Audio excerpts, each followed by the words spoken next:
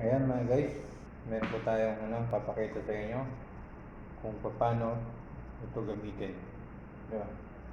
Ito po ay kadalasan na nakikita natin sa mga hospital, sa mga mall, at sa iba pang mga establishment o mga mall na pwede nyo puntahan. Ganito lamang po ang tamang paggamit nito. Una muna, lagyan natin to. Tapos, ikiklik natin dito. Ayan.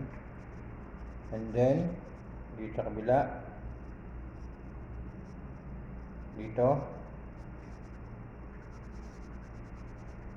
Tapos, dito naman.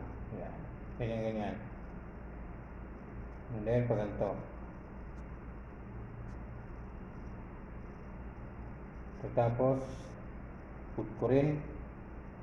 Ayan, para matanggal yung libag ng mga bakteriyal. Ayan mga guys. Ganyan po yung tamang paggamit ng Septagel. Free na po ang ating mga kamay sa mga bakterya na nahawakan natin. 100%. Thank you so much po. Sana gawin niyo rin po ito, mga nakakakita nito at nagkakapanood. Maraming salamat po sa inyo.